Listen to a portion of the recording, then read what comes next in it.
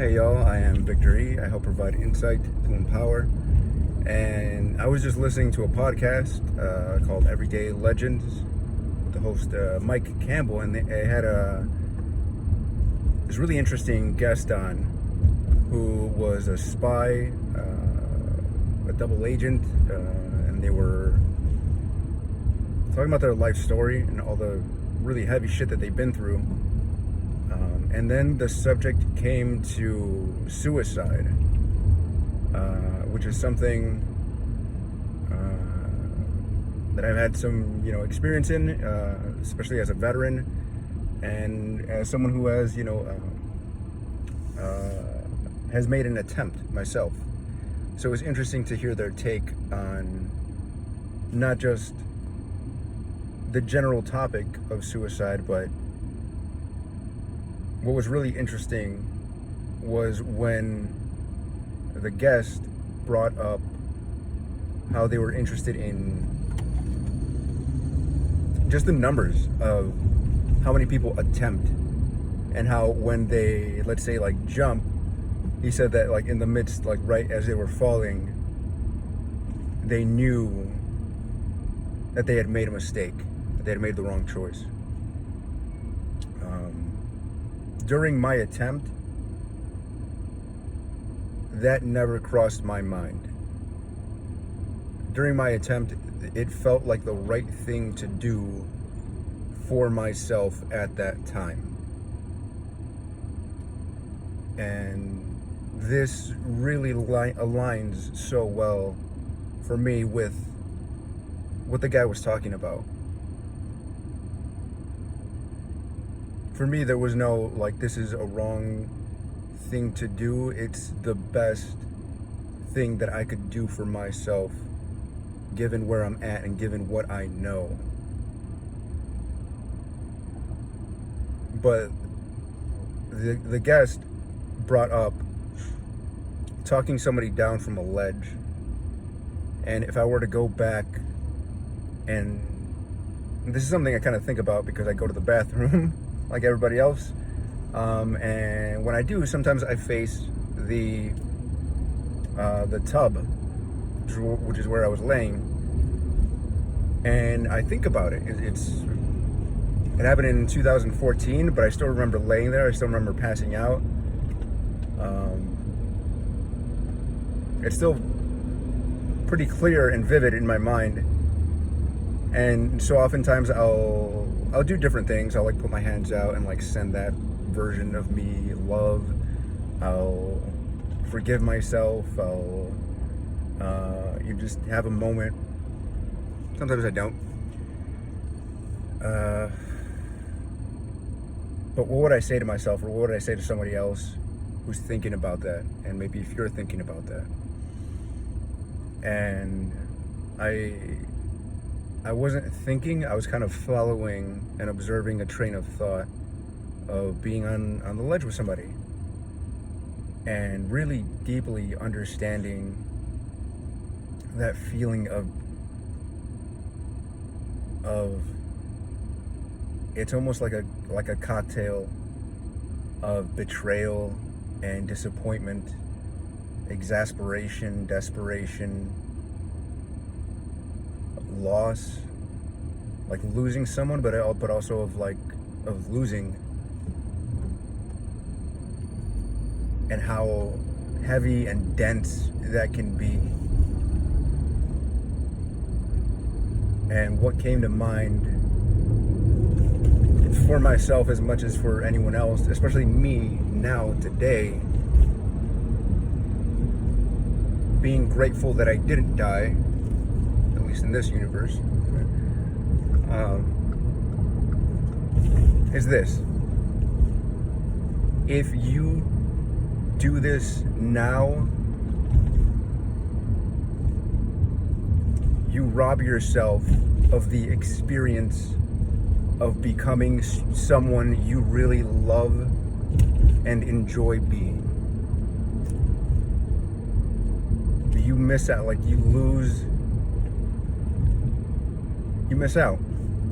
You don't get to see yourself become someone who becomes really good, who gets really good at handling and processing and living through the lows of your life,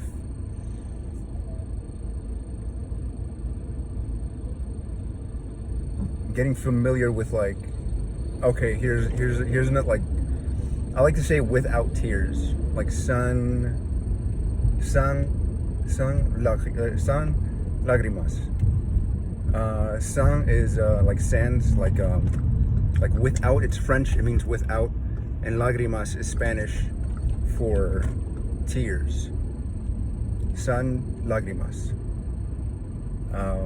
And it's something that came to mind one day as, like, getting so good at processing my own emotions that I could fully connect to them, to their overwhelmingness, connect to them, feel all of that.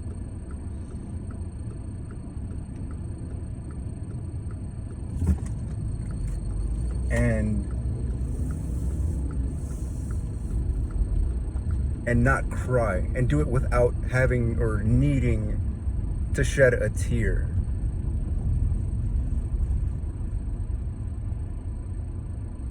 Where before that would have, what I can, shit out now, whatever emotional stuff is coming in and through me, that I can just, like, process and, like, take a moment and be with, like, nothing now. I mean, not like nothing, fucking believe me.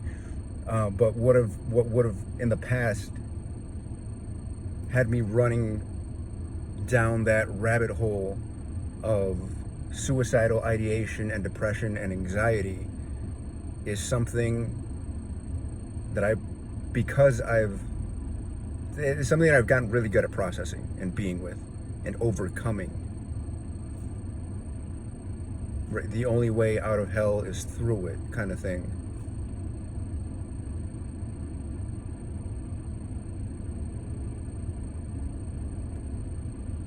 And there are a few things that come to mind, like, if, me from before could see me now, but what feels more important is me now seeing getting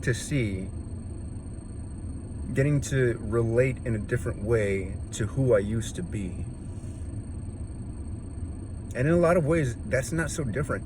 As much as I've grown and learned, what I'm seeing is that I've also not changed that much.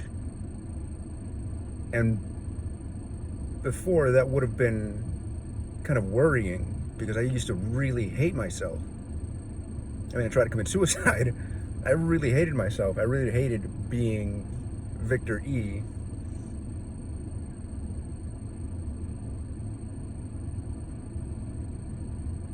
But now I get to love being that person.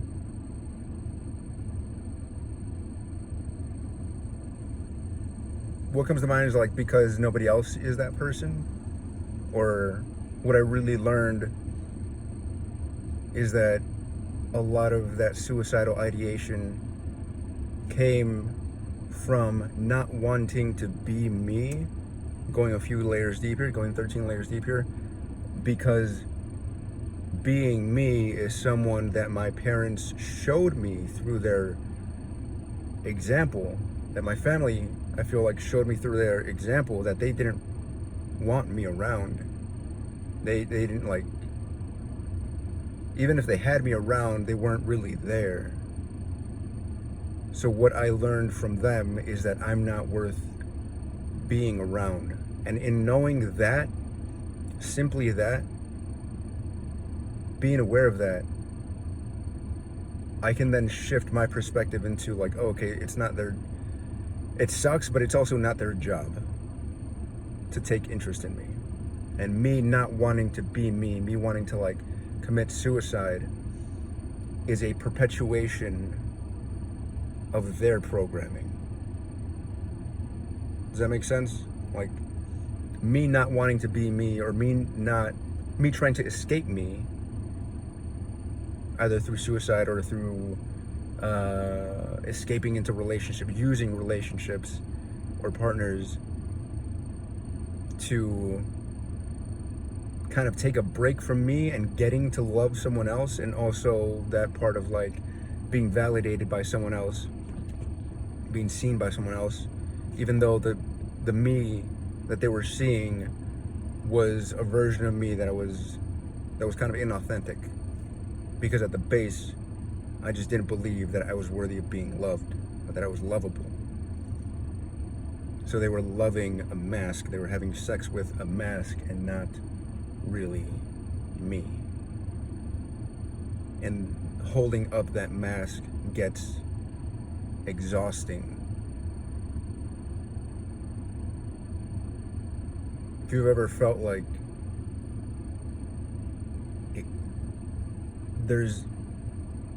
it's not that there's not a lot going on, but you just feel exhausted and maybe you don't know why. It may be worth asking the question, one, where's my energy going? And two, is my energy going into maintaining something that maybe I'm not even aware that I'm trying to maintain?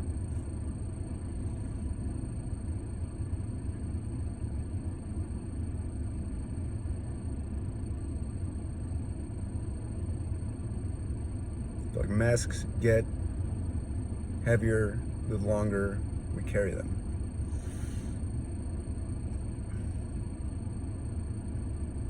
And it's more worth it to be loved for who we are than have people love and accept the mask that we think that they think they'll approve of.